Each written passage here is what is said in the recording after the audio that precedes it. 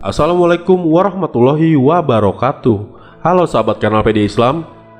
Pada tayangan video kali ini kita akan membahas kisah awal penciptaan bangsa jin di muka bumi ini, atau nenek moyang bangsa jin sebelum Nabi Adam diciptakan.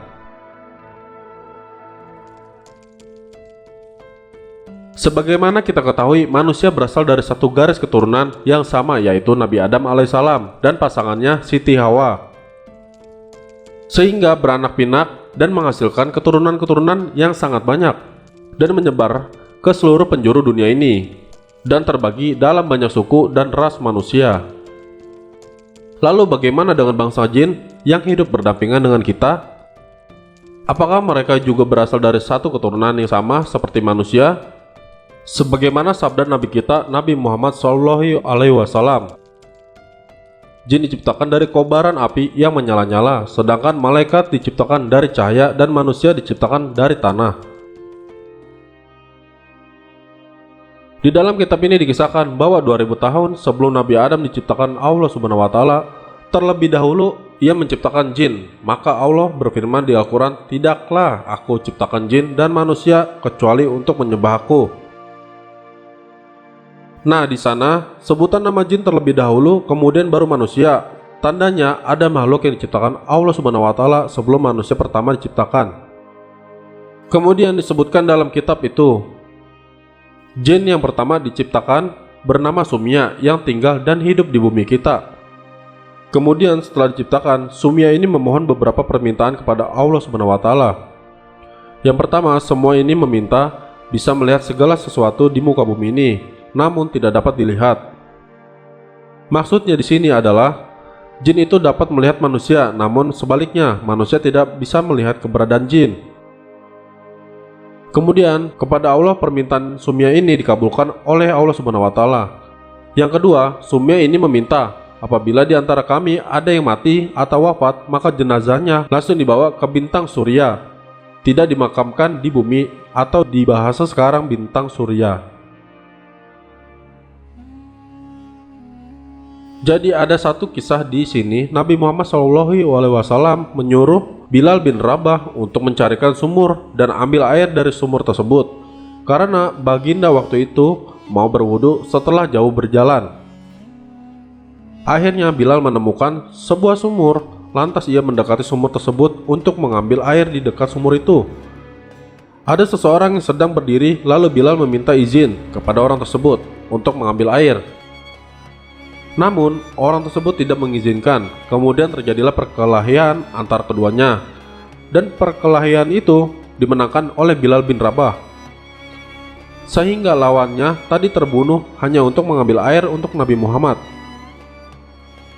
Lalu air tadi dibawa ke tempat Nabi, dan Bilal bercerita, "Oh ya Rasulullah, tadi ada yang menghalangi saya di sumber tempat saya mengambil air ini." Kata Rasulullah, "Siapa yang menghalangimu?" Bilal pun menjawab, "Ada seseorang Rasulullah di sumur itu, sehingga aku terlibat perkelahian dan aku membunuhnya." Lalu Rasulullah menjawab, "Itu adalah jin. Coba sekarang kamu kembali ke sumur itu dan lihat, pasti sudah tidak ada jenazahnya di sana." Kemudian Sayyidina Bilal mengecek kembali ke sumur tersebut, dan memang benar jenazahnya sudah tidak ada. Nah, ini adalah salah satu permintaan dari Sumya tadi kepada Allah, yang dimana dikatakan setiap bangsa jin yang mati maka jenazahnya akan langsung dibawa ke bintang surya untuk dimakamkan di sana. Jadi bukan dimakamkan di bumi. Kemudian lanjut ke permintaan ketiga dari Sumya kepada Allah Subhanahu wa Ta'ala. Ia meminta agar awet muda. Tatkala bangsa jin menjadi tua, maka ia tubuhnya menjadi muda kembali. Makanya usia dari bangsa jin ini sangatlah panjang, jauh lebih panjang dari manusia, bisa mencapai ratusan hingga ribuan tahun. Kemudian di suatu hari Sumya ini menikah dengan jin pasangannya yang diciptakan Allah Subhanahu wa Ta'ala. Lalu dari hasil keduanya memiliki keturunan yang sangat banyak jumlahnya, hingga keturunan dari mereka ini mendirikan kerajaan-kerajaan yang sangat banyak juga jumlahnya. Kemudian setelah terdapat banyak kerajaan-kerajaan jin di muka bumi ini, akhirnya mereka saling berperang untuk merebutkan daerah kekuasaan yang saling menumpah darah, saling membunuh satu sama lainnya. Setelah itu, Allah memerintahkan para malaikat untuk turun ke bumi dan memusnahkan jin yang berperang ini.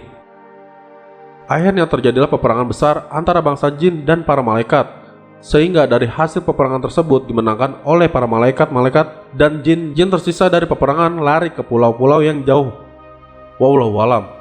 Kita tidak tahu di mana pulau-pulau itu. Dari peperangan itu banyak sekali dari bangsa jin yang terbunuh.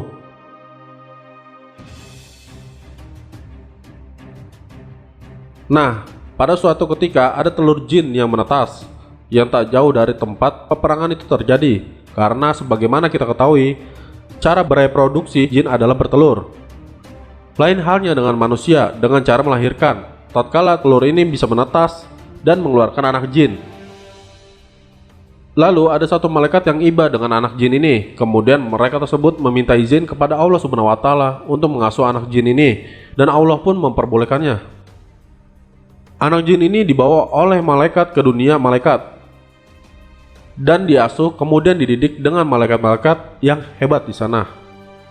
Salah satunya ada yang mau, Jibril pun mendidik anak jin ini hingga pada suatu hari si anak jin ini tumbuh menjadi jin yang berilmu dan sangat soleh dan menjadi pemimpin ahli ibadah. Kala itu di kalangan mereka, pada suatu hari Allah menciptakan Nabi Adam alaihissalam dari tanah.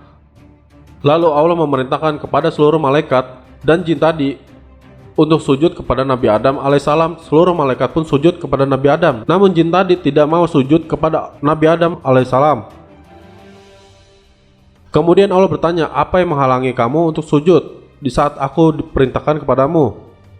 Kemudian si jin ini menjawab, saya lebih baik daripada Nabi Adam yang engkau ciptakan. Aku ini tercipta dari api dan dia dari tanah. Sehingga pada saat itu juga Allah Subhanahu wa Ta'ala mencabut semua gelar-gelar kesolehan yang dimiliki jin ini karena memiliki sifat yang sombong tadi. Kemudian berubah namanya yang tadinya Azazil menjadi iblis yang kita ketahui sampai sekarang ini.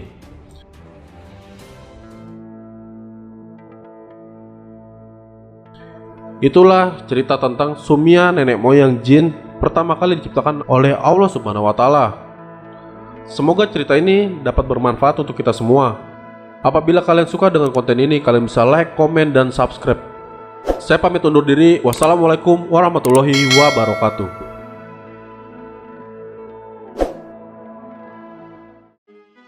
Assalamualaikum warahmatullahi wabarakatuh. Halo semuanya. Kisah legenda tinju Mike Tyson mendapatkan hidayah. Mike Tyson, seorang petinju yang dikenal dengan julukan si leher beton itu, sangat digemari banyak orang di masa kejayaannya. Setelah legenda tinju Muhammad Ali meninggal, sebuah pertarungan tinju dunia kelas berat meredup. Maka Tysonlah yang membangkitkan semuanya. Ternyata seorang Tyson sendiri memiliki masalah jengkelan. Namun di saat bulan suci Ramadan datang, Tyson menampilkan sisi lain dari hidupnya yang penuh kasih dan cinta. Tyson juga tak segan membagikan ceritanya mendapat hidayah dari penjara. Untuk kalian yang ingin tahu informasi selanjutnya, langsung saja mampir ke channel YouTube kami, Kanal Dunia Islam. Assalamualaikum warahmatullahi wabarakatuh. Halo sahabat kanal PD Islam, kali ini kita akan menjelaskan tentang Nabi Nuh alaihi salam. Nabi Nuh alaihi salam terkenal dengan kisah kapal untuk mengarungi banjir besar. Namun, di luar bahteranya, ada banyak hikmah dan pelajaran yang dapat dipetik dari kisah Nabi Nuh.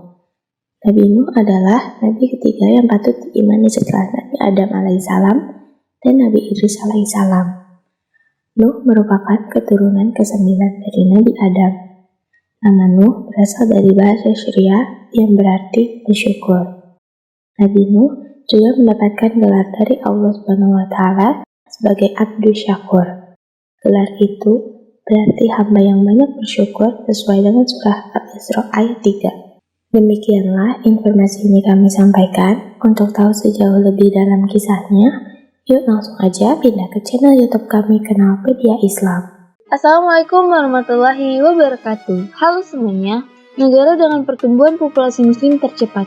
Negara muslim saat ini yang diproyeksikan sebagai negara populasi muslim terbesar pada 2030 adalah Pakistan. Namun di benua India, ada negara yang populasi muslimnya juga diprediksikan meningkat, yaitu meski minoritas di sana, India. Pertumbuhannya hingga 16% pada 2030. Di antara populasi muslim yang tumbuh paling cepat di kawasan Asia Pasifik adalah Selandia Baru dan Australia. Keduanya didorong masuknya imigran baru. Sementara Afghanistan juga meningkat, hanya bedanya didorong tingkat kesuburan yang lebih tinggi dari rata-rata negara muslim lainnya. Amerika, Kanada, Argentina, Rusia, Cina, dan Israel. Untuk kalian yang ingin tahu informasi selanjutnya, yuk langsung saja mampir ke channel YouTube kami, Kanal Dunia Islam.